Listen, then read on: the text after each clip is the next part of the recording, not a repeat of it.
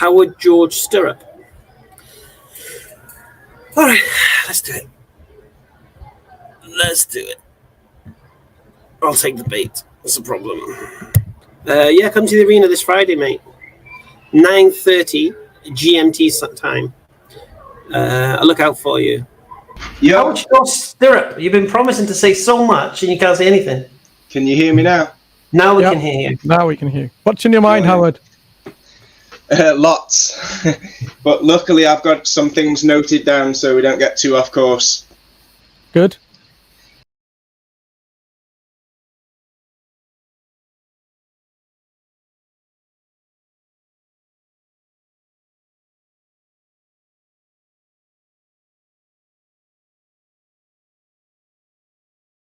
I'll tell you what I'm going to do. I'm going to, because this is sounding like nonsense already.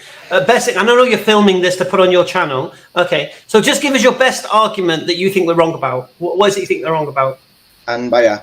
Have those who disbelieved not considered that the heavens and the earth were a joined entity, and we separated them and made from water every living thing?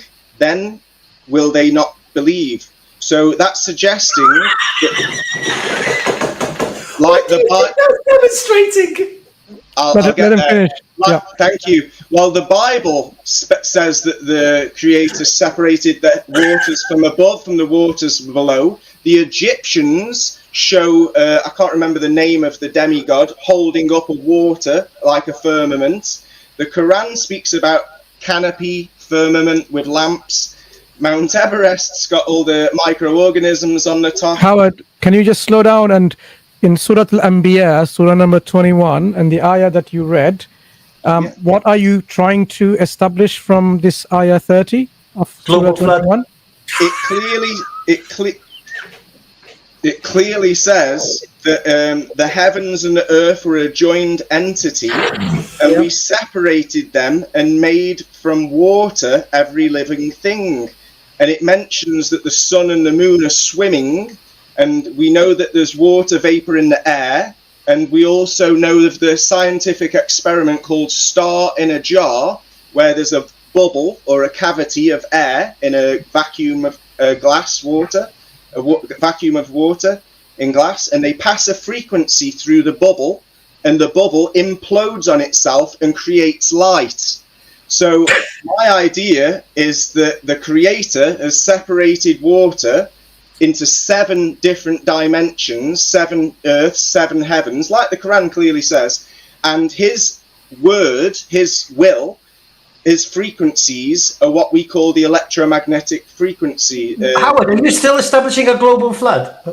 Yes, and I'm explaining how there's a scientific experiment called Star in a Jar, which is before you go to the scientific experiment, I understand why you interpret it as a local flood. I see reason, but I have more reasons noted down in Surah and also here's the next Surah that support my interpretation. Go on then. Why are you giving us sign language? We understand you, man. We speak English. Thank you. So Surah Hud 11:44, and it was said, "O earth," not land or not city or country, "O earth, swallow up your water." Remind me what the Arabic word for earth is. I'm hoping you guys can inform me when I finish reading it. Thanks. That's why I'm here, so we can all learn each other's worldviews. And it was said, "O earth, swallow up your water, and O sky, withhold your rain." The flood water receded, and the decree was carried out. The ark rested on Mount Judi, and it was said, "Away with the wrongdoing people." So how does that demonstrate a world flood? This is even worse than the first one, Howard. I mean, no disrespect, but this is worse than the first one, because. So I'm saying this is worse than the first verse, partly because of some of the answers you got in the first verse. But also because this just like straightforwardly has no indication whatsoever, like that there's a global flood. I mean, is it that he told the land to swallow up its water? So when it says, "Oh earth, swallow up your water," again, that doesn't mean that the whole of the earth needs to open up and swallow up the water. And this kind of language is used time and time again in the Quran. This is not a serious understanding of the verse. No disrespect intended, but That's fine. I think this is not. This is even weaker than the first verse you mentioned.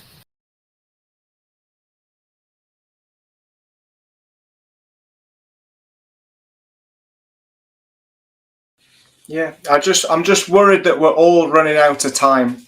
They're getting people to interpret the texts wrong with certain sheiks and that are more about scientism than they are the actual teachings of the Quran. I do have a copy of the Quran, and I do plan to read it from front to back. But at the moment, I just feel like I need to come here, raise awareness. The second point is, why is this a priority? I see a snake on the logo of the WHO, which everybody that I love is trusting with their health. I see the WMO, which is also the United Nations, spray chemicals and metals in the sky to combat climate change. Howard. We're all breathing this in. So people that I love and care about are all getting fumigated. And the same organization, the United Nations, are breaking the economy so that we can all go to Agenda 2030, which is a colorful way of saying communism. And lastly, the United Nations are also behind all of the space agencies, which tell us that we can go to other planets and repopulate and be as gods. So as the United Nations seem to stink, and they are putting all of my friends and family and loved ones in danger by spraying stuff, and I'm not going to go into things because of YouTube, I'm pretty sure that this is a priority. Not the shape, just to break the trust in the space agencies that feed us Hollywood. Hollywood being the magic wand from a holly tree. They're broadcasting, which is casting a broad spell on people I love. And the same people that believe them believe all the other organizations that United Nations are behind. Then the devil's been there for a long time. So if the devil is perverting the truth, even if the majority of Muslims are very strong in their faith, dedicated. I've got loads of friends, they pray 5 times a day. They've taken me to the different mosques in the area. And I see that Muslims are the most disciplined followers of the Creator that are around today. You're not like going to the church on Sunday and just shaking hands and putting money in a pot. You guys are the real deal. So I feel like if I can approach you guys and help you see even more truth in the book that could be being distorted, misrepresented, then it's like a good job for me. And I know that you guys are doing dawah, so it's like we can all help each other. And the Quran does say to test all things and to use our senses. It even says to test the Quran. So I feel like I'm not doing anything wrong because I'm not preaching beliefs. I'm preaching my doubts, my concerns, and my questions. And I actually went on Spanish national television about 5-6 years ago, and I offered 10,000 euros for somebody to prove me half of the expected curvature that we're supposed to see over water.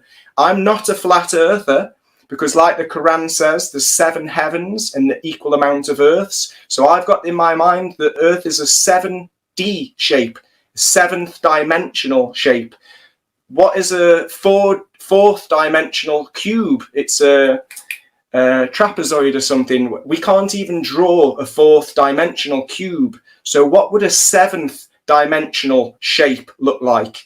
We're wasting our time. So why preach beliefs or argue about details? Is it flat? Is it round? Maybe we're not supposed to know, because only the Creator can see all of the unseen of the heavens and the earth. So that tells me that we wouldn't comprehend it even if we wanted to, but we can still expose lies and help each other get closer to truth. Sorry, Dr. Emre. No worries. So actually, Brother Mansour, what's very interesting is, I mean, this is research, scientific research.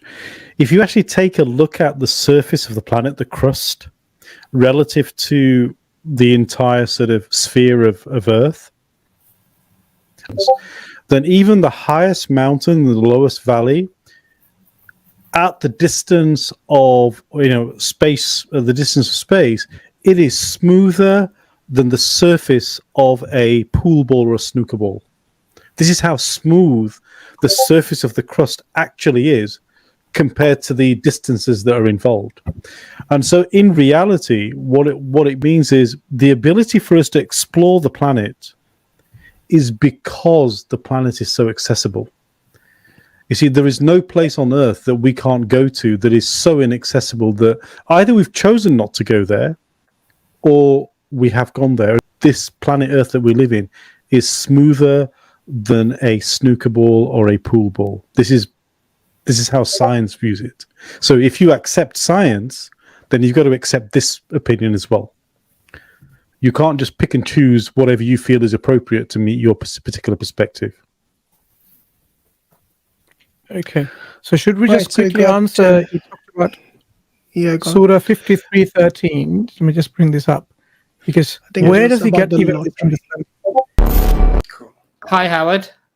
Hi guys, can you hear me? Yes, we can hear you loud and clear. I'm trying to get advice from the best people I can, and I really enjoy some of the streams that you've got on your channel, and I think that you're doing some great work. I've been an activist myself for the past 6 years, and I'm not challenging the way you do dawah. I just think that the way I do activism is helping people become creationists. Even though I haven't chosen a religion, I'm seeing a lot of what I think is truth in the Quran, and also religious texts like the Bible, and even in ancient artifacts. And I feel that we might be being lied to. So I'm hoping to understand, to see if my understanding of the Quran could be correct.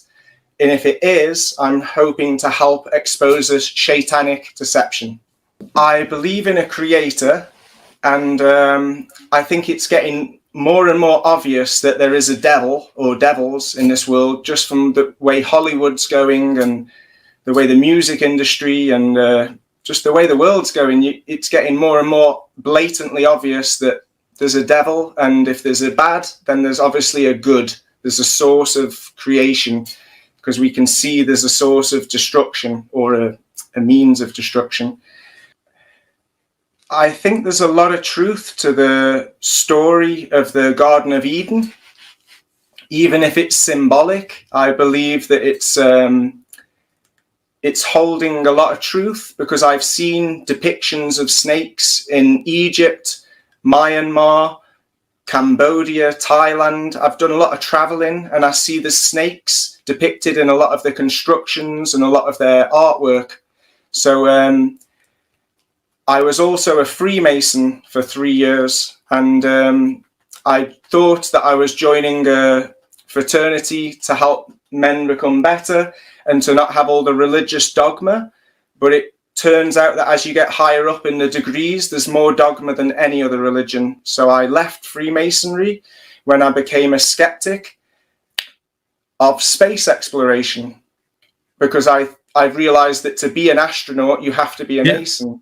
So if I may, in Surah 88, 17 to 20, we can also see that the earth has been leveled out, not rounded up. Surah 21:30, have those that don't disbelieve considered that the heaven and the earth were a joined entity, and that they were separated, like the Bible says, waters from the below and waters from above, and that the sun and moon are swimming.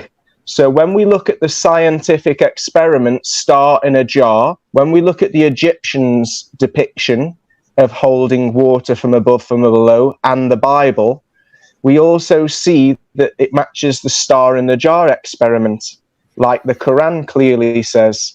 After the protected canopy, and after here as well, what I'm saying, for everything made from water, and he is the one who created night and day. Here it is again. And the sun and the moon, each in an orbit swimming. Yeah, again, in this other passage. Yeah. So are each, Allah says, kullun, which is each, are each of these celestial bodies swimming, yasbahun, yeah, which you'll find in this reference and that reference, in the water, al-ma, above us, also known as the heaven above, as-sama, Yeah, this would make sense as the Arabic word for heaven and heavens, plural. Sama, as-samawat contain the Arabic word for water. Look again. MashaAllah. That's amazing. Yeah. Yeah, that's amazing. So ma is in there. Ma is in as-sama. So if people are getting put off, this is such an amazing find. I must commend you, brother Yusuf. Yeah, that's exactly when I first saw this as well. I was like thinking, SubhanAllah, Uwais, man, what have you done, mashallah? It was by accident. I wasn't looking for that. Yeah, that's how discoveries are made, by accident. Right. So many discoveries, some of the most important discoveries are made by accident. Yeah. Alhamdulillah. I mean, it's like it's showing that because ma itself is water, but sama, it's almost like showing the water is encompassing the heavens. Basically. Yeah. So what does that tell you about those who reject the whole concept of the waters above? What does that tell you? What are you rejecting? Exactly. And not just that, like you know, if you I mean, sorry, brother Shah, I just got excited a little bit. I mean, this is undeniable. This sama, how can anyone deny this? This is right here, this is not deniable. Okay. And that we have a sky, well-protected canopy, but still people will turn away from their signs. And that there's pillars that hold up these heavens, that pillars that we don't see, which also matches the star in the jar experiment and the Bible and the Egyptians' depiction. Then we've got Surah 65:12, where again Allah created the 7 heavens and he sits above all, which in his knowledge encompasses all things, which suggests that he's above the earth. And Surah 22:65, where it says that he holds back the heaven so that it should not fall down upon the earth, like the star in the jar experiment. Let there be light, the frequency keeping everything going. Surah 55:33, where he speaks about the jinn and mankind that cannot pass through the heavens. So is the Quran wrong? Or is NASA lying about going through the Van Allen belt and past Earth orbit? In Surah 31:10, the mountains are acting like wooden pegs, and water was sent down from the heaven, again suggesting the star in the jar experiment, and the Earth is in the middle of the bubble. In Surah 13:2, Allah raised the heavens without any supports that you could see, like we're in a bubble, again the star in a jar, and he governs the entire order of things like a clock. In Surah 39:21, Allah sendeth down water from the heaven, which is talking about water from above, not clouds in the sky. And then we've got Surah 40, verse 57. The creations of the heaven and earth is greater than the creation of mankind, but most of the people do not know, suggesting that earth might be more than a 3-dimensional shape, but rather a 4D or a 5D or 7 heavens, 7D, 7-dimensional shape, which is why I'm not a flat earther, because neither the Bible or the Quran says flat, but it does say level. Surah 78, verses 6 and 7, have also spoken about level lands. The earth is as a floor or as a bed. And again, the mountains are as stakes and pegs, holding earth level and stable. In Surah 13:3, he who spread the earth. And indeed, there are signs for people who give thought. So there are hints to how earth is, even if it doesn't specifically say a shape for us. Surah 2, verse 29. It was he who created all that is on the earth for you. Then he turned to the sky and made the 7 heavens after, meaning the earth was first, just like in the Bible, the earth was before the sun. And then in Surah 41, verse 12, we can see that he adorned the lowest heaven with lamps and set angels to guard them or to defend from the devils. Yet if we were believing in balls of fire in space, that wouldn't make much sense. But if we're talking about the lamps that are in the firmament, as the Bible and the Quran clearly say, which we can see with modern cameras, especially when we look at Jupiter's moons, we adorn the lowest heaven with stars like lamps and made for them as missiles to deal with the devils. Is there any more description given to these lamps? Al-Misbah, yeah? I've just shown you here, Bimasabi, nearest heaven to God. And then again here, Masabi, missiles, yeah, for the devils. Are you with me? Yeah. Yep, in the lowest heaven. Is there any more description given to these lamps? Al-Misbah. Let's go to this Surah An-Nur, the Surah of the light. Okay, yeah, this is, yeah, of course, yeah. أعوذ بالله من الشيطان الرجيم الله نور السماوات والأرض مثل نوره كمشكات. Kamishkat, by the way, is a niche. What is a niche? A niche, I've got it here. Can you see this? What is a niche? Kamishkat. It's a recess or a hollow in a wall. Are you with me? Yeah. So Allah is the light of the heavens and the earth. The example of his light is like a niche. Yeah? In it is a lamp. Let's go through this. كمشكات فيها مصباح المصباح في زجاجة الزجاجة كأنها كوكب دري في شجرة مباركة زيتونة لا شرقية ولا غربية. Hey, bear with me. Hold that excitement. Hold that. Subhanallah. Go on, carry on. The example. So what is the topic of this ayah? Allah is the light of the heavens and the earth. What is it about? Yeah. The heavens and the earth. Am I right? Yes, the heavens and the earth. So in the heavens, of his light. So Allah describes the heavens and the earth as the light. Yeah, Allah is the light of the heavens and the earth. And what does He say further about that light?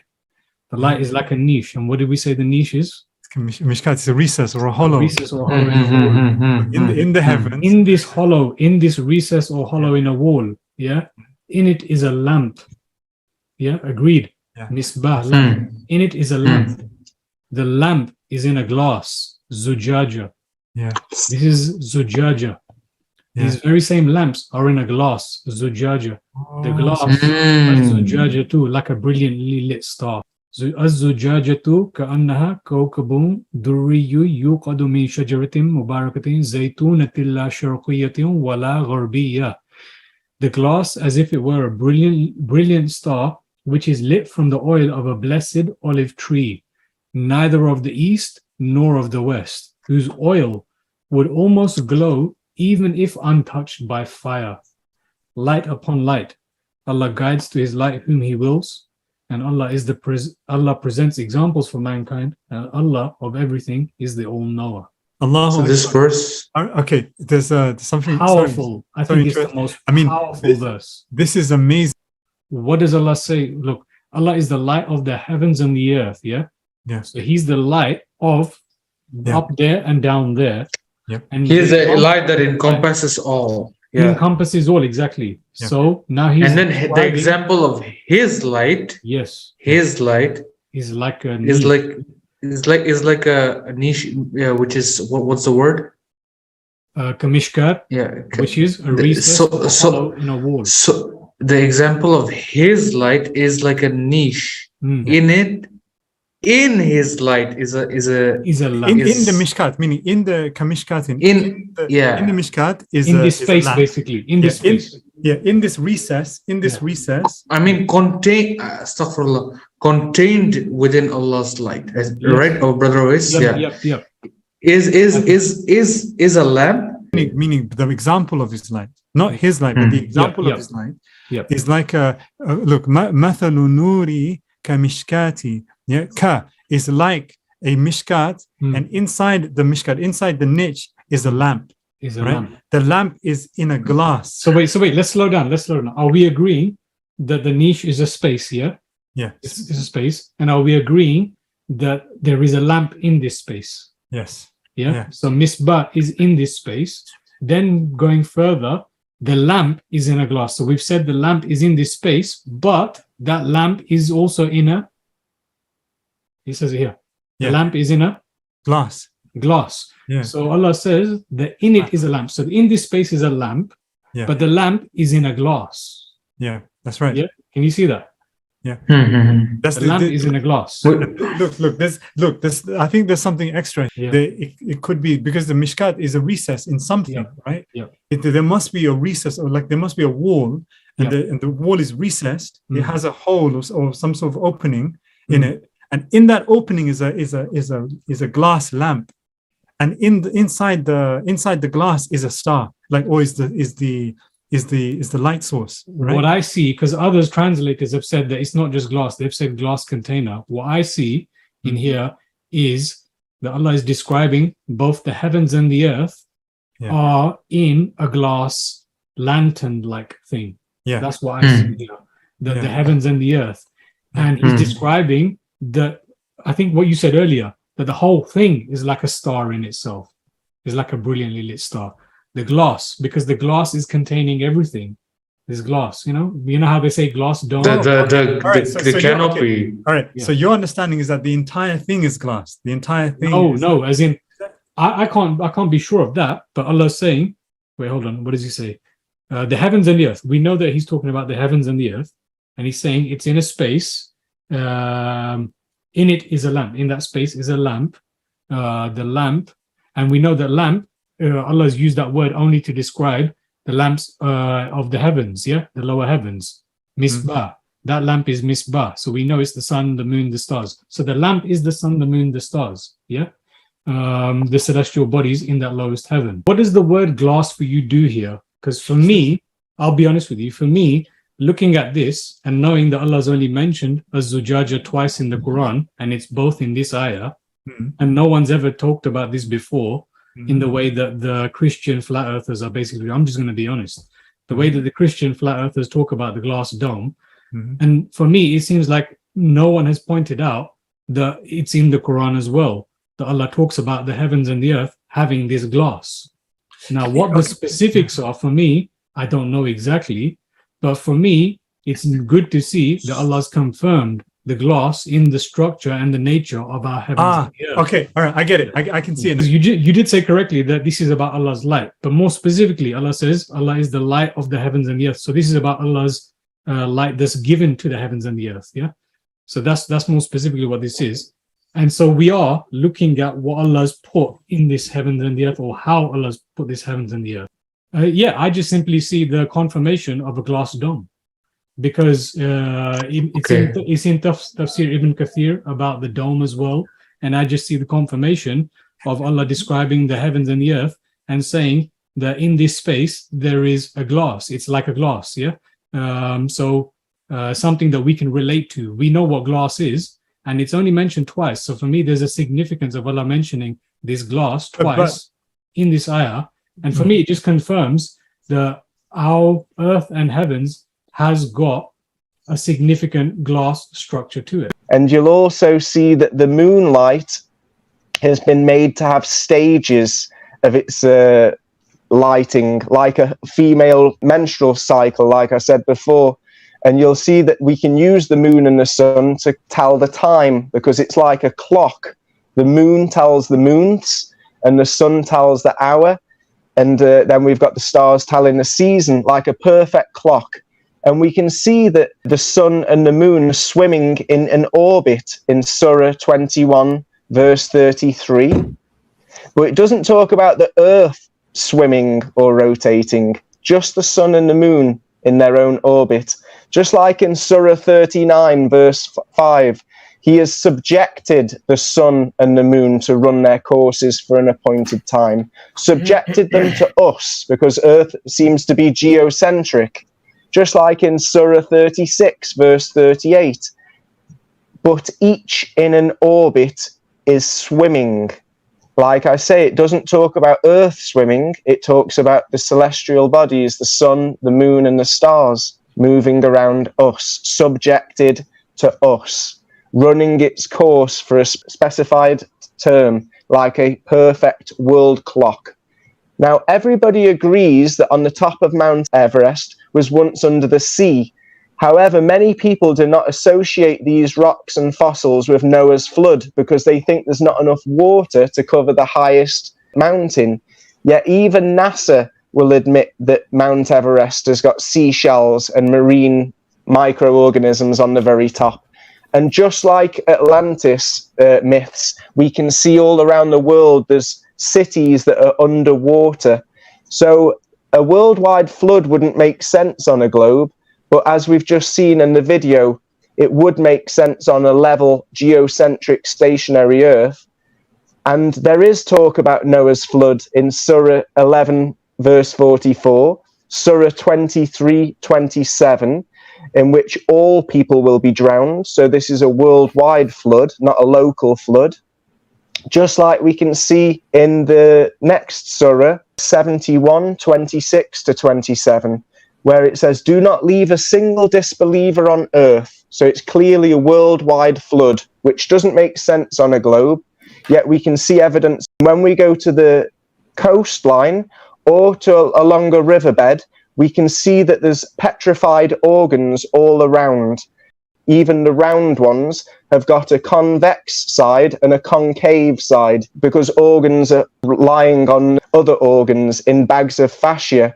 Yet the other pebbles are all shaped like a harp, which look like petrified hearts. A worldwide flood doesn't make sense on a globe, but it does make sense in a star in a jar. Thank you very much. Okay, that's his private chat. Howard, hello. Hi guys, how are you doing? Very good. Yeah, good to see you again. Nice to be on. Thanks for having me. It says there's a canopy. Seven heavens, and there's a canopy ceiling. External, yeah, so there's layers. So the Quran says there is this earth and there are levels above it. Yep. Yeah, and the earth is protected by an invisible structure. Yeah. In Surah 13, Ayah 2. And there's many surahs and many what's verses. The confusion about it? Because the earth has several layers above it. What atmospheric level or other layers that's protecting. In fact, we have the atmosphere which protects our earth from all these invisible cosmic rays which are very dangerous to us. Most of it is reflected, but some comes through, and of course they create problems here and there. So there are layers beyond our earth, one after the other. And in fact, if you look at all the different atmospheric levels, there are layers in which radio waves and so on bounce back and so on. So there definitely are, which we can't see, and they do exist. But Mansur, and in Surah 55, verse 33, it says that jinn and mankind, not even the jinn, can pass one at a time. Yeah, sure. Is it okay if, while my computer just turns on, can I get those other two questions out, and then we can go back to this? Yes, ask the questions. I'll make a record. Let's finish this one, and then we go to the next one. So, no, let him ask the questions. I'll record them, and then we can revisit them. Okay. Thank you so much. Go ahead. Because I've been trying this for months. So my second question is, so doesn't the Quran debunk the globe? Of course not. Okay, hold on. Okay, and my third question, we can go into why I believe it does. My third question is, the sun and the moon and the stars orbit above and around us as we see them. Okay. So with those three reasons, I think that NASA are lying, the Earth is not a globe. I'm not a flat earther. I don't know what it is, because only the Creator has seen the whole of the Earth and understands multi-dimensions. Yeah. Cool. I'm positive 100% none of them talk about exactly what you're saying. Just pick up the best one from there and see whether it supports any of your claims. Sure thing. I'm just turning my computer on. Yeah. Because one thing to realize is when the Quran, I'm assuming you're reading an English translation in which the word earth is used and you're understanding the earth to mean the earth as a planet. Is that right? I don't believe in a planet in space. I believe that Earth is God's creation, and what we call the universe is the sun, moon, and stars that orbit around us, as the Quran and the Bible both clearly say. Do you think the Earth has a shape? I think that we are limited to three-dimensional perspective, so it's difficult for us to think in the fourth, fifth, sixth, and seven dimensions. Seven heavens probably means seven dimensions. Howard, do you have a shape? Do you have a shape? What shapes my aura or my electromagnetic field, Masur? I can't see your aura or electromagnetic. Then I can't see the shape of the Earth, so I'm going to leave that to the Creator. Do you have a physical shape? My physical shape is 3D, but Earth is probably 7D, seven heavens, seven dimensions. So, like, have you seen it? So I think this. Has anybody seen it? Howard, you said you only trust your senses. So have you seen it? So have you seen with your senses? I haven't seen the whole of the Earth, Hashim, but I have made observations at water level of 20 and 30 and 40 miles, and never do we lose landscape hidden behind the horizon like we should. You are a flat earther. No, I'm not, Mansour. Please, no, I'm not denying anything. I'm a globe skeptic, and I've been on Spanish national television. It doesn't matter. It doesn't matter if I may make my point, I'm not a flat earther, and if I may clarify that, I've been on national Spanish television with 10,000 euro. I'm sure you will be if you let me finish. Howard, the whole discussion. Don't call me a flat earther, please. Look, obviously you don't believe the earth here or soul or something like that. You don't believe in that. That's why I want to know, in terms of your senses that you are using to understand the reality around you, what shape are you giving to this physical earth? Only the Creator knows the whole dimensions of his creation, as the Quran says in 3 verses. Physical earth that you can observe. What shape are you proposing for it? Flat isn't a shape, first of all. And second of all, I don't claim to know things that I can't verify. I can only verify that there's not the curvature that they've told us, which is why I offered 10,000 euros on television and nobody won it. Let's stop chasing each other. Howard. I'm not chasing. I was just trying to finish what I was saying. I'm asking you very simply, what shape of this physical earth are you proposing? I say that the globe is a lie, and only the Creator knows the shape of the earth, because he is outside of this earth, as the Quran clearly says. You're not listening. You're not listening. You're not listening to me. I'm not saying what you're not proposing. There's a distinction between the words that I'm speaking, and if you're not able to differentiate between my words, then of course we can't have a meaningful conversation. Firstly, I am not asking you what shape you are not proposing. I'm saying, what are you positively proposing? That it is not a three-dimensional shape. This is, again, you are saying, you're negating what shape. You're not proposing it's not globe. You're not proposing. I'm not asking of that. Tell me what shape you are positively positing or proposing. Don't say it's not this, it's not, but say it, yes, in that way. Yeah, don't start the sentence with a not. Only the Creator knows, as he is the only one that can see. So you can't have a conversation with me. He's saying he doesn't know, basically. I don't know. I've said it now 5 times. I only know from my natural sciences that it's not what we're being shown. It's not what we're being told. What shape is the nearest planet? There are no physical planets. There are wandering stars. We're going to go to the stars that are classed as planets. It talks about how the day and the night rotate around like the coil of a turban, and you can only have that if something is spherical. If something is spherical, you can't have that position when it's like a flat disk. So the flat earthers are trying all their best to make the Quran sound like the Quran talks about flat earth, but it doesn't. Just Allah simply flattened the earth to be inhabitable, to make it people livable in this earth between the mountains and so on. So it doesn't mean that there's a canopy, there's a barrier.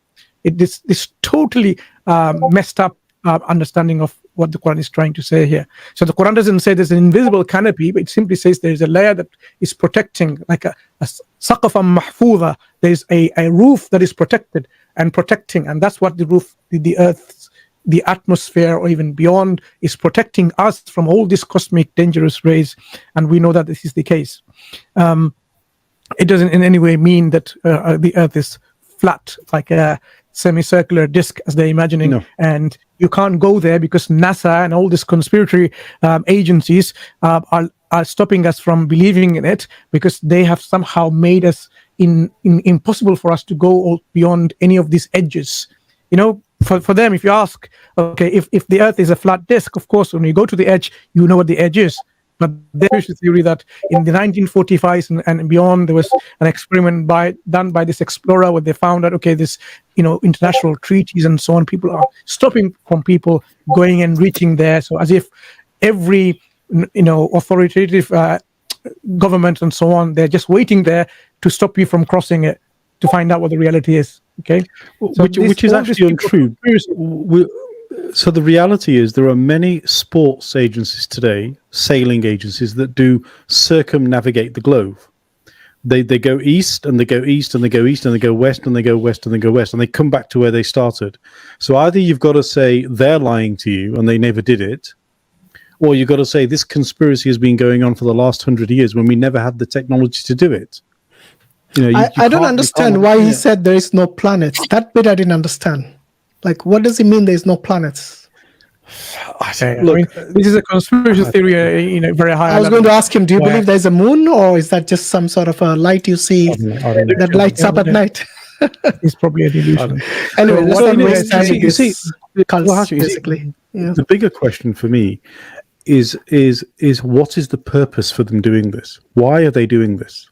You see, to me, there's no rationale, there's no logic, and it's almost like they want to create their own little sort of clique of truth and then live within that little bubble. And if that's what you want to do, then fine, but don't use our Quran to justify your conspiracy positions. Okay? Exactly. Right? I think we jump from one cult into another. You have another conspirator here. This planet is not mentioned in the Quran. I think it's probably the same guy with a different name. Looks like the same guy. You just need to read the Quran to understand what the Quran is talking about. Yeah. Okay. Anyway. Assalamu alaikum, Brother Abdul Qayyum. Sorry for keeping you waiting for so long, and thanks for your patience. We want you to have and be in the best place. Inshallah. So that's inshallah. This is our hope for you. I've been doing activism for 6 years. And all I've been doing is telling people to check things for themselves. I've been giving out flyers with experiments, like long distance observations, checking how moonlight chills, and also zooming in on what we call stars and planets with modern cameras. And you can see that they're not fire and they're not that far away.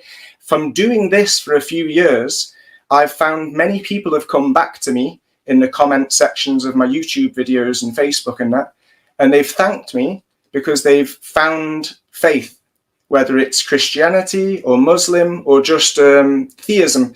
Many people that were atheists are checking things for themselves with their God-given senses, and they're realizing that there's a diabolical worldwide deception. It has to be a demonic deception because it's so genius. And from seeing people convert to believers, that has given me a sign that I'm doing the right thing. I was a Freemason for 3 years, and I now worry that at the very top of that pyramid isn't the creator, but what they call the grand architect of the universe. So if it turns out that the universe has been designed but not created to fool people with temptation to be materialistic, and it helps pervert people to scientism rather than checking things for themselves, which is what the Quran and the Bible say. So I see people are going to atheism and all sorts of Satanism, Luciferianism, because their materialistic worldview is distorted. And if you realize that we're being lied to about what the world is, what the universe is, and that you can see there's evil everywhere when you start realizing, I feel like life is a test.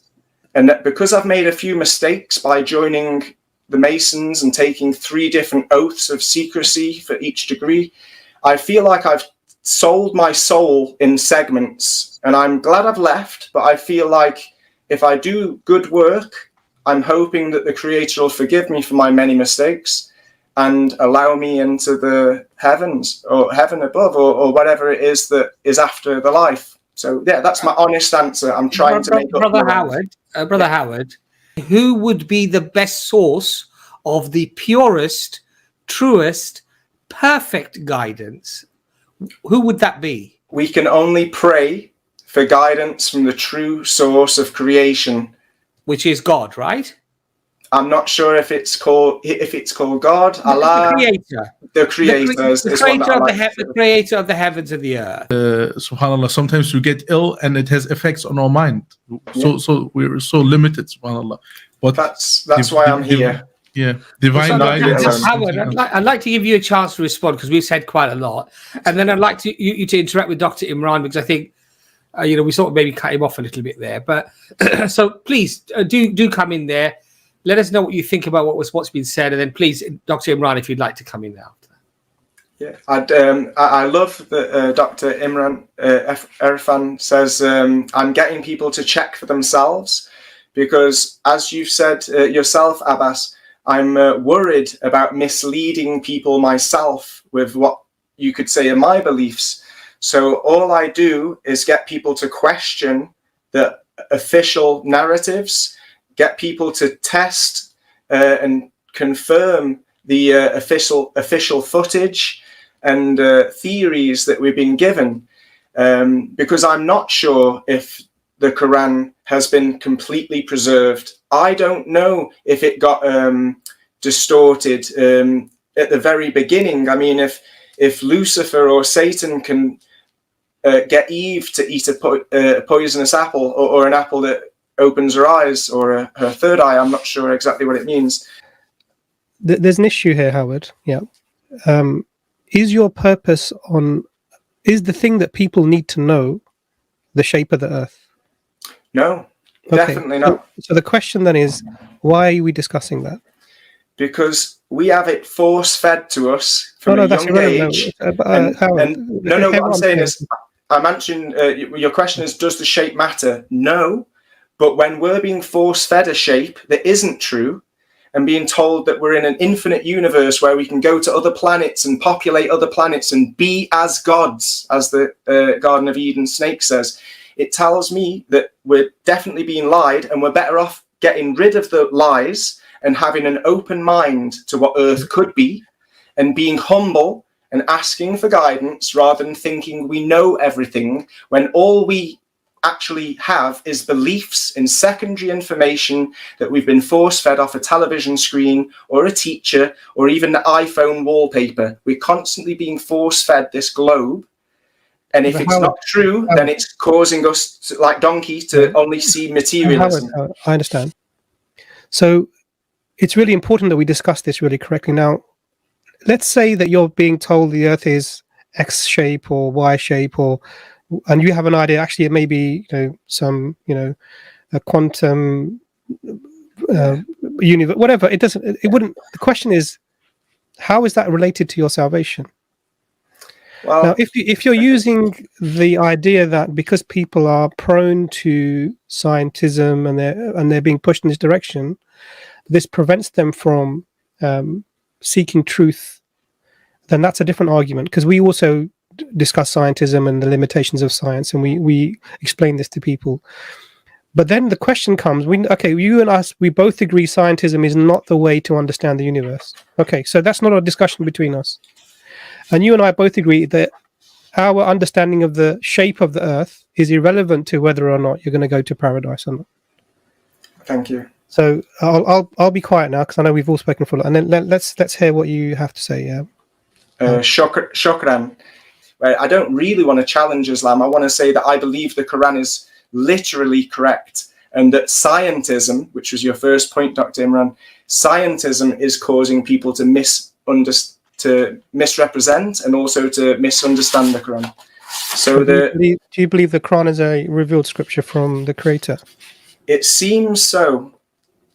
It seems to be, because it matches what we sense, and it matches the other religious texts, and it also seems to have followers that are, like I said, really dedicated and true to the following.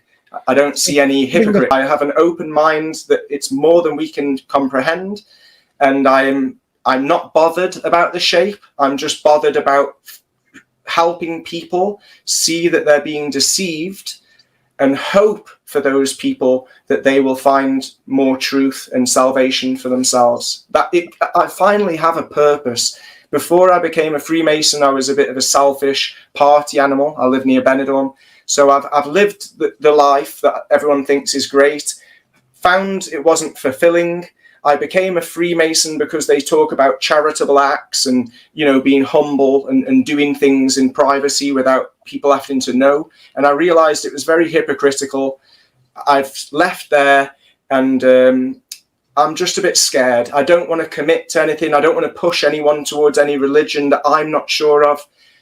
So the only thing that I am sure of are my God-given senses, because I've offered money on television, because I've asked other people to verify and they've come back to me and said, but we see too far, this, that, the moonlight chills. So I'm confident that I'm being led by truth because I'm not making claims. I'm causing people to question the claims that have been presented to us all our lives. I'm a globe skeptic. I've not enjoyed it. It's been 6 years of hell. I've had friends and family turn their back on me, disown me, unfriend me, and block me on Facebook. And I'm trying not to push these things on people. I'm just standing my ground, offering money on television, making videos for YouTube and stuff. So I've not enjoyed it at all. But still, for once in my life, I feel in my heart that I'm doing the right thing.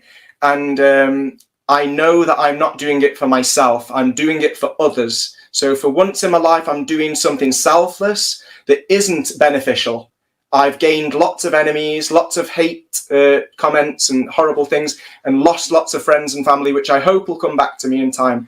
That was one point. Howard, first of all, Assalamu alaikum to brother Sadat. Welcome. Wa alaikum salam. Salam, everybody. How are you? Wa alaikum salam wa rahmatullah. Howard, I just want to make a very brief point, and I think this because again, I don't know how. So we agreed earlier that it didn't matter what you thought the shape of the earth was for your salvation. It wouldn't matter. And then you've raised other things about how the bad the world is, and people are being killed because of all of the things that are happening. And I'm going to say something. It doesn't really matter how. Ultimately, it doesn't really matter how people die, because we're going to have to die. That's just a reality. We're not going to live forever. Our time on earth is limited, and we're going to die.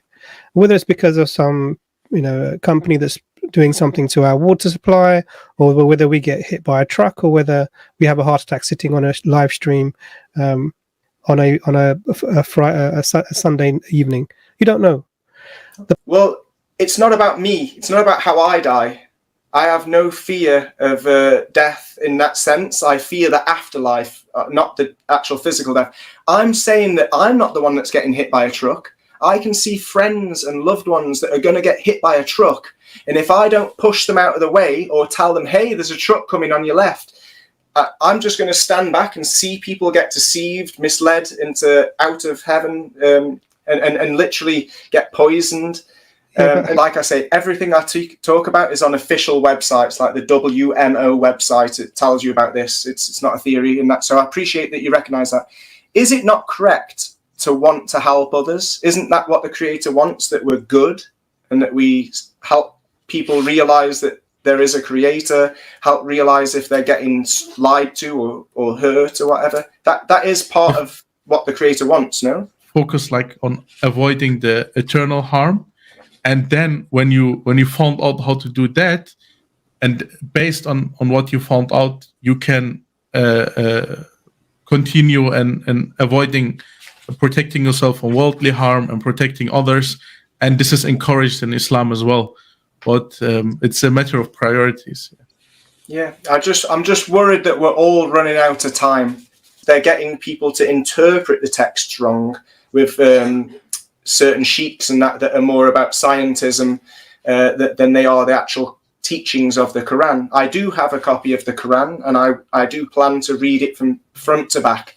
But at the moment, I just feel like I need to come here, raise awareness, because my last point, anybody can Google the annual budget of NASA and they'll see it's 20 billion a year. Add the other space agencies to that budget, and you're going to be looking at least double. So there's over $100 million or euros per day that goes to Hollywood to fool us. And that money could end world hunger. It could end poverty. It could go towards researching preventions and cures for diseases. So as I see this as a priority at the moment, I'm just trying to raise awareness. And in the meantime, I'm hoping that I'll get more confident either about the Quran or whatever religious text I feel has the most truth. If I can help other people get saved, even if it's not Islam, if they just believe there's a creator, I believe they'll have a better chance in the afterlife when they get that test for being ignorant as well. Just by telling them there is a creator, the evidence is right here, trust your senses. So Howard, I hope that answers your question. I'm not Muslim, but I'm not here to attack Islam either. I'm more here to address people that might be potentially misrepresenting Islam and the Quran's teachings. Are you a Muslim? No, I'm. But you're here to defend.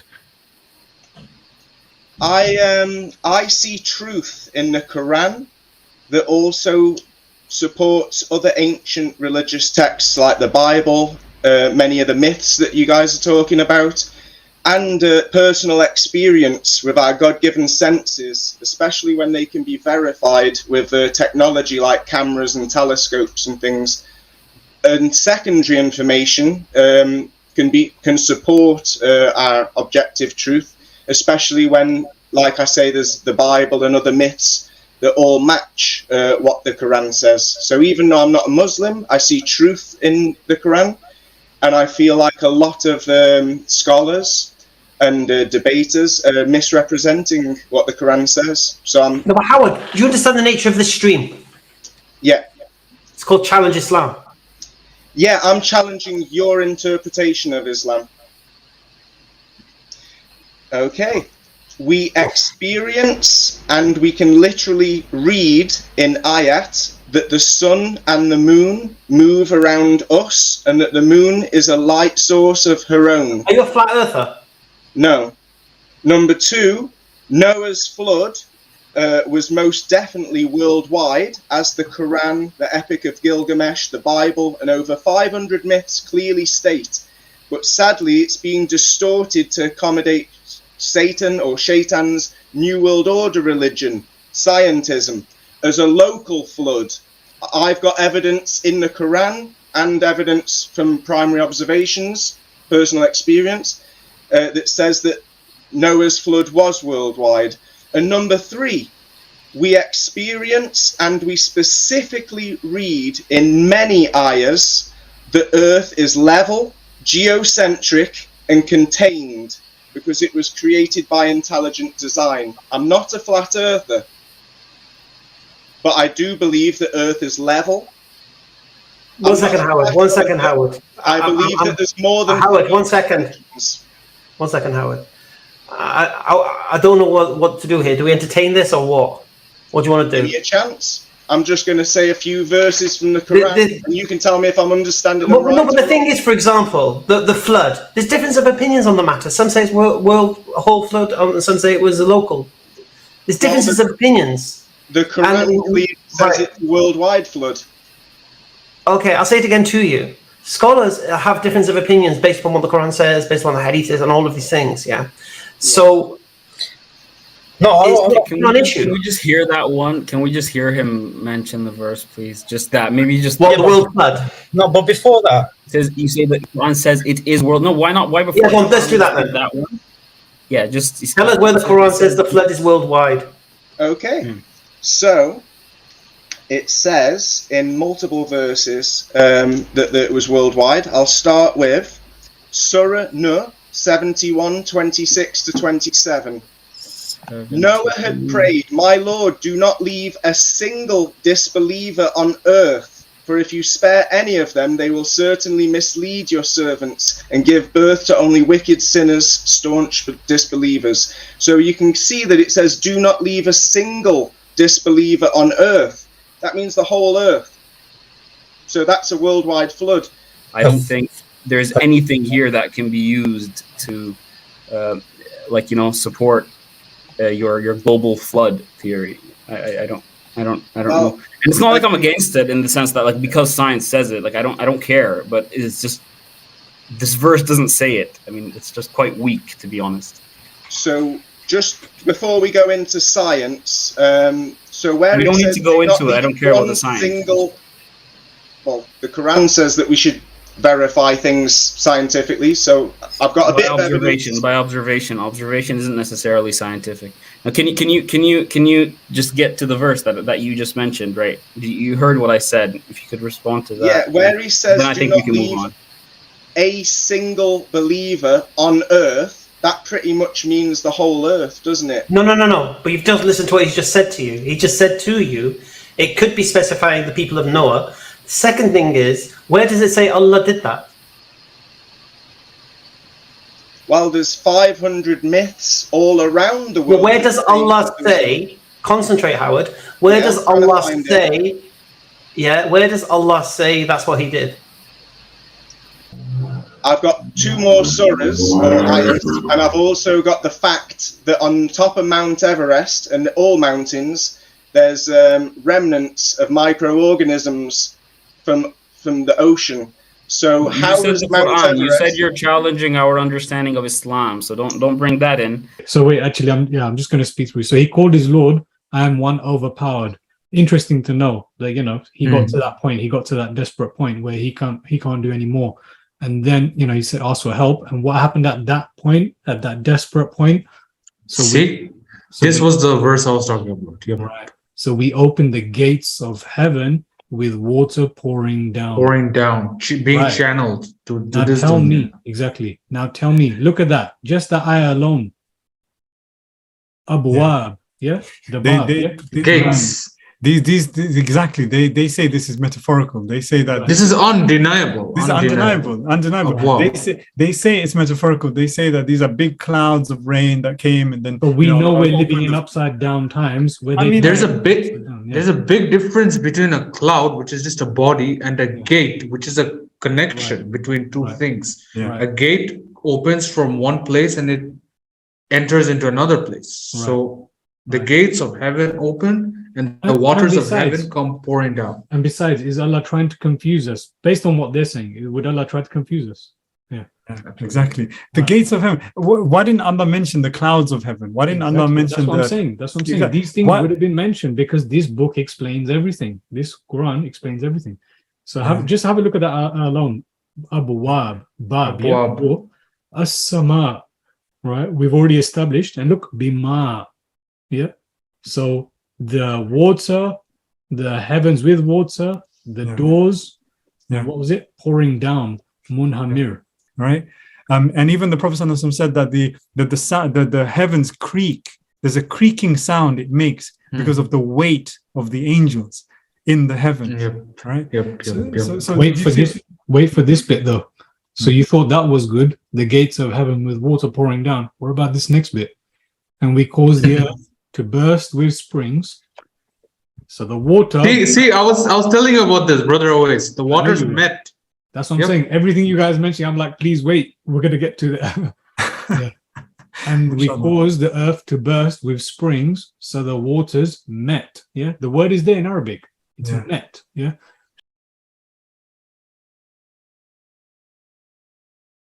And there's another point we can add to that is that you don't necessarily know whether the global population was spread all throughout the world. I mean, maybe they were all right there, or maybe they were in a small part of the world. So it didn't have to be a global flood for those people to get wiped out. So what about Surah Hud? You're making just so many assumptions. But so you concede on the first one, right? You concede? No, I understand that you are sticking with your interpretation. I'm hoping that when I deliver a few more surahs and maybe a bit of scientific observations that we can all make for ourselves, you might start thinking it might be the other way. But then we're not going to get anywhere like this because you made a point. We tried to engage seriously with that point, and you just want I appreciate that. To skip over once and move on to the next point. We need to hear what you think about the responses first and whether you think you're still right and why you think you're right before we move on to another point. I understand why you interpret it as a local flood. I see reason, but I have more reasons noted down in Surah and also Go on, then. Give us the next surah that support my interpretation. Go on then. Why are you giving us sign language? We understand you, man. We speak English. Thank you. So Surah Hud 11:44, and it was said, "O earth," not land or not city or country. "O earth, swallow up your water." Remind me what the Arabic word for earth is. I'm hoping you guys can inform me when I finish reading. Thanks. That's why I'm here, so we can all learn each other's worldviews. And it was said, "O earth, swallow up your water, and O sky, withhold your rain. The flood water receded, and the decree was carried out. The ark rested on Mount Judi, and it was said, away with the wrongdoing people." So how does that demonstrate a world flood? This is even worse than the first one, Howard. I mean, no disrespect, but this is worse than the first one because.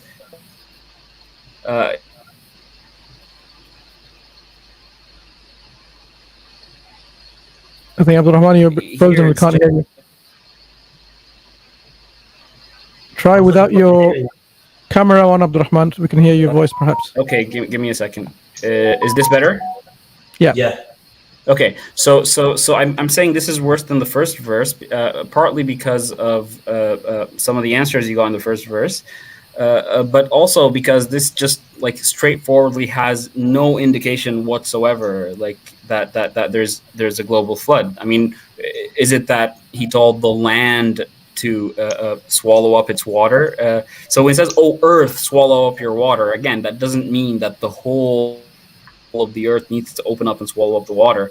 And this kind of language is used time and time again in the Quran. This is not a serious understanding of the verse. No disrespect intended, but That's fine. I think this is not. This is even weaker than the first verse you mentioned.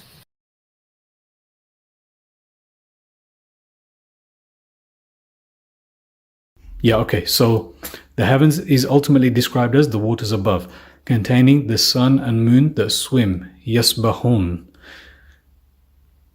Just as the angels glorify, swim and glide. Wassabihati sabha.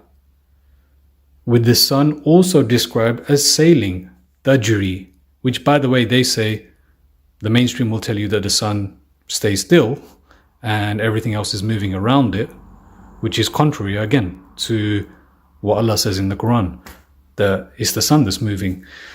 So with the sun also described as sailing, some say running, some say flowing, but you'll find that the ships are described with the same word, tajri, sailing. So these are all telling you that this is in water. The sun and moon, that yasbahun, swim. Just as the angels glorify, swim and glide. Wassabihati sabha. With the sun also described as sailing, tajri. In a circuit, falaki, like the ship laden. So that's referring to Nuh alayhi salam's ship. Al-fulki. So if you notice the similarities between falaki and fulki. So the ships that swim in the seas and the lamps that move in a circuit in the waters above. It's mirrored. You can see this word, falaki and fulki. Yeah. It's the same root, same connection. Things that move around in a circuit, just like the lamps above moving around, sailing in the waters above, just like the comparison is made to Nuh alayhi salam's ship sailing in the sea on earth. But the biggest evidence of them all has to be this one about the waters above. So the heaven is described with the entire heaven existing in water. As-samai ma'a. You'll find this again and again. Look at the number of references I've listed here. So a lot of these references, they're not exhaustive. They're the best effort that I've been able to make so far to give as much evidence as possible. But you'll find as-samai ma'a, as-samai ma'a. very similarly written in all of these, especially the one in bold that I have here, 2130. So that's the reference telling you that everything was made of water. So that tells you that this heaven is water. And if you look at the Arabic word here, so not only are they mentioned together, heaven, water, heaven, water, heaven, water, you're also told significantly that everything was made from water. So they're mentioned together, as-sama'i ma'a, heaven, water, heaven, water. There's that one ayah reference in bold that tells you that everything was made from water. And then on top of that, amazing, you look at the Arabic and it's actually got water in the Arabic word for heaven. As-sama'i ma'a. So yeah, the evidence is just unbelievable, the amount of evidence that there is for this. Anyway, so the whole point of doing this is because I believe this is the route. This is the means of connecting everyone, both adult and young. You can teach this at a basic level. You can teach this with the lessons that Allah gives in the Quran at a high level. But this is the one to really make the Quran, to help people connect to the Quran, because that is probably the biggest illness that exists in the world today. This disconnection with the Quran, the most miraculous thing gifted to mankind. So just to finish up, so ultimately, as I said, the heavens is described as basically being the waters above. Yasbahun, yeah, so swimming, gliding, sailing in a circuit, in the ship, like the ship in the sea, with the heaven existing in water. That was, so in Nuh alayhi salam's time, so this water from heaven that was pouring down, munhamir. So this is again another very specific word Allah used. So the water poured down and it met the water of the earth. Faltaqa, yeah? So it met the water of the earth. Every single word, every single letter that Allah uses in this Arabic Quran is of significance. Nothing has been added, nothing has been taken away. Everything is very specially there for a reason. So Allah describes the water during Nuh alayhi salam's that poured down from the heavens, munhamir, that met the water of the earth, faltaqa. And finally, about the heavens above being the waters above, there's this reference as well, knowing also that his throne was on the water. Arushuhu alal ma'i. So yeah, this is it. So in the waters above, the heavens above. So this is the summary of the heavens above. Surah 21, Ayah 30 says the common origin about our universe and the earth. It was all united as one piece.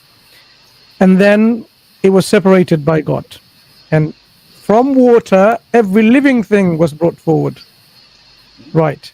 How does that, in any remote sense, establish global flood? From this ayah. If we were separated, the heavens, not space, heavens and earth were one joined entity, like the waters from above and the waters from below. It's not just water, everything. The earth and the sky, all the extraterrestrial matter was joined together as one piece. That got separated. So now you have a separate entity called the earth and everything else beyond the earth. So what about the flood? There's no flood mentioned here at all. Nothing about water and flood. Well, he's talking about water being in everything. The second part of this verse or ayah is a second argument to the unbelievers. As it starts by saying, have the unbelievers not seen or known? First is this reason given to them that the heavens and the earth had a common origin. The second point that is made is, and every living thing is made from water. Yeah. So it's a separate argument that has nothing to do with flood in whatsoever way.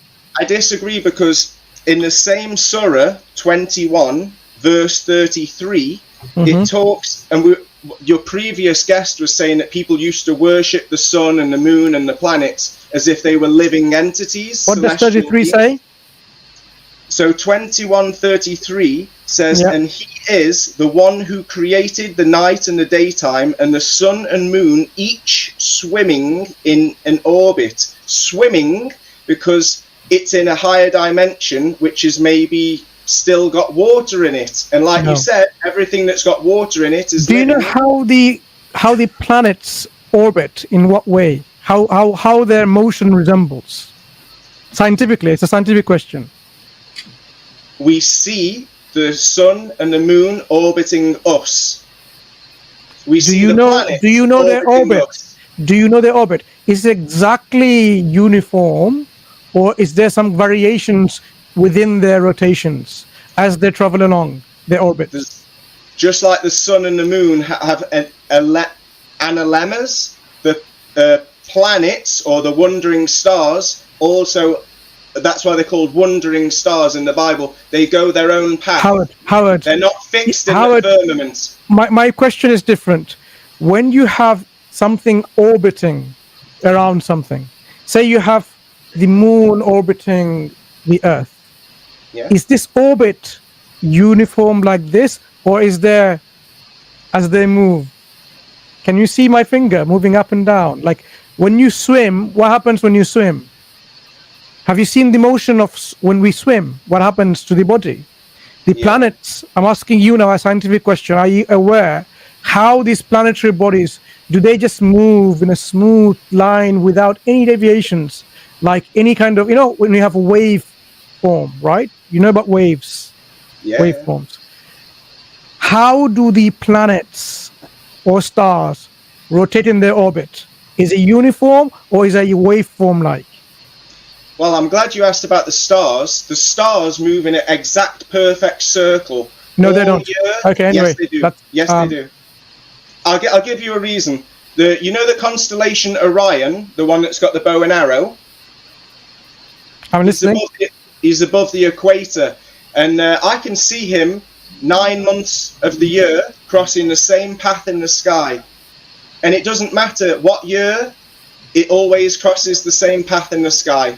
That's why we have astrology, because the stars have never moved from where they are. Aquarius, let me just finish quickly, Hamza. Aquarius has still got water.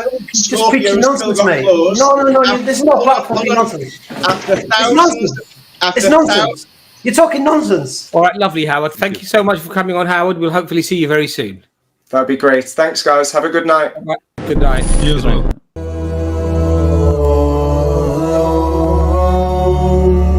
خلق السماوات والأرض بالحق يكور الليل على النهار ويكور النهار على الليل. الكور في قاموس اللغة العربية معناه تكوير العمامة، وعكسها الحور ومعناه نقض العمامة. فكيف تكور العمامة؟ شاهد هذا المقطع.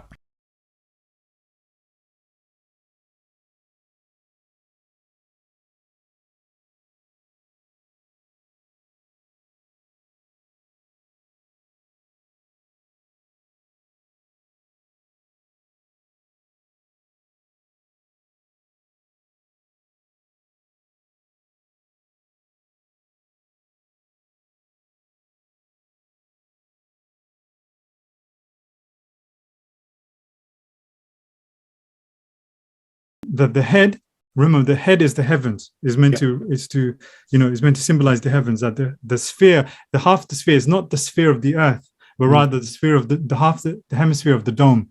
Right. Yeah. So, that makes sense. That makes sense. Do you understand? Now you got it. Yep. That makes sense. Right. That's why I was saying an envelope, because I was trying to make that link. Yep. Right. So have a look at this. Have a look at that entire ayah that is contentious. Yeah. How does Allah begin the ayah? Can you read on screen? Yeah? Yep. How does Allah begin? He created the heavens and the earth in truth. Okay, we'll pause there. So what is this ayah about? Is this not the topic of the ayah? Yes. This is the topic of the ayah, yeah? Yes. So now tell me, when Allah says that He wraps the night over the day, we've gone over that bit, and wraps the day over the night, and tell me about the subjected bit. That's 100% sakhara. Yeah, it's subjected. What is Allah saying? He's subjected what? Sun and the moon. Sun and the moon, yeah. The sun and the moon. Am I right? Were, yeah? Yes. Were. Ash-Shams wal Qamar. So it's both. Yes. What are they teaching us? The Earth and the Moon is rotating around the sun, right? Sun and right. Yep. So are we in agreement that Allah is saying very clearly here?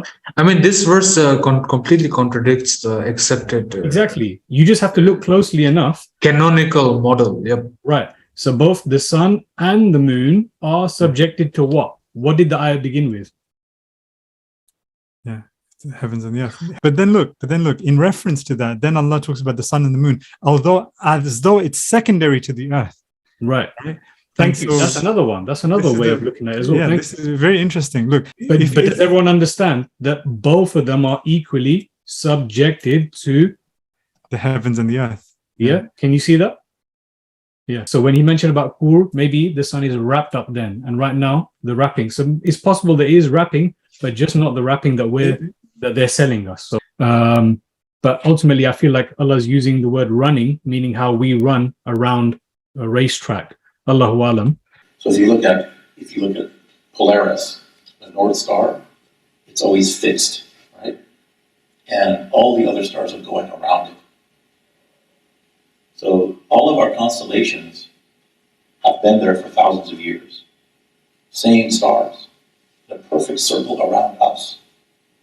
So if we're moving in 1,000 miles an hour, and we're also going 67,000 miles an hour, and then that is going 500,000 miles an hour into infinite space, how is this so perfect? Shouldn't it be chaos above us? Right? It seems like everything is going around us. That's the point we're making. Everything. The sun and the moon, all of the stars. It seems to be a geocentric model. And if this is true, then immediately people say, there's something special about us. Someone designed this, because modern scientific opinions is that we're just some backwater planet on some solar system in some corner of the Milky Way galaxy, and just an accident that exploded, and we're from monkeys anyway, so we're not important. So there's no God.